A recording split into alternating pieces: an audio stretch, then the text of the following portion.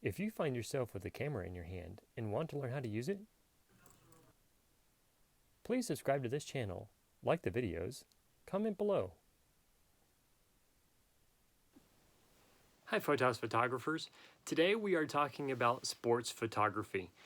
The 3 tips for sports photography, real quick, I'm going to list them off here as I have not been doing my other 3-tip videos, but listing it off here real quick, you're going to be looking for a fast shutter release and reset for your shutter. It's going to be very important. Well, no, okay. That's tip number 1, fast shutter. Number 2, identify your key actions of the time in a play or as the game as a whole. And you're going to want to capture those 2 specific things.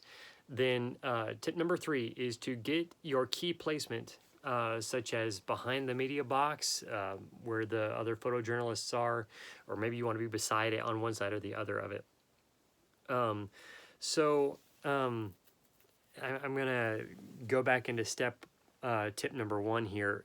Your fast shutter release and reset is going to be important because in all sports there are key times where actions are important to capture, and you're going to want to focus on the player or players that the action is focused around and to keep actuating your shutter. One of the cameras that I have, and I think we showed you on the white balancing videos, you're going to want to specifically be sure to capture and identify how fast your shutter is on that camera, and it's going to be listed as frames per second or FPS. So identify that and make sure you get the highest you can. It's going to mean that you're going to sacrifice other quality in other places, but it's not going to be as important as being able to capture that split-second moment in everything else. Step number 2, you're going to want to identify key plays and how you're going to want to specifically track to see how the game is going, especially if you end up being contracted for one of your shots. You're going to want to be sure to capture those key moments and times during a game where you're noticing. I have so many different illustrations going through my head right now to give you an illustration of what I'm talking about. Okay, so let's talk football. Football, you have your 2 teams coming up against each other, and perhaps this is toward the end of the season and they're in their finals or semifinals. It really doesn't matter.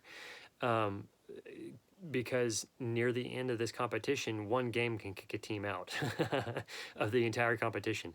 So you're going to want to be aware of how the sport is played, the rules, and what is key to take action shots of, to be able to identify whether the player caught the ball, if another player was interfering during the catch. I mean, there's all sorts of different actions to be photographing, but within the idea of football, you're going to want to be watching and paying attention not just to how each play turns out, but you're going to be wanting to pay attention to how the game is going. So perhaps it's an upset, a team that was not anticipated at all to be in the semifinals is still pretty far ahead of the team that was considered to be dominant in that game. And then you're going to want to be sure to capture that decisive turn of whether it was their offense or defense that made that decisive change in opportunity for that team. Was it the defense that recovered a fumble? Was it and that's a question from past experience. So if you caught every action in your shooting, then you can go back and identify this is going to be more important than all the other pictures I took. No. Anyway, I told you I'm having some real tongue tangler issues today, but that's part of identifying what photos of yours are going to be more sought after, and what might be good photographs to hang on to and to realize the value of them, but put those out in front of people that are prospectively looking to buy photographs or get you a position in being able to do that type of sports photojournalism. So that would be identifying key action times during plays and a game as a whole. Tip number 3 for sports photography is your placement.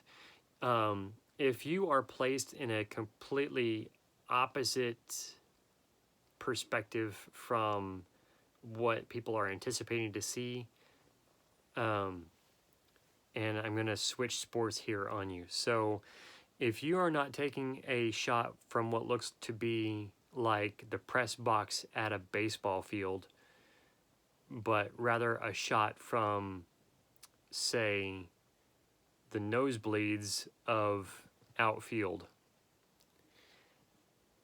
number one, the action is all coming from home base, the home plate area, so you're not really going to be getting faces with that action. And at a wide angle lens, you're not going to get to see near enough information to know whether that player running towards the outfield has the ball in view or not.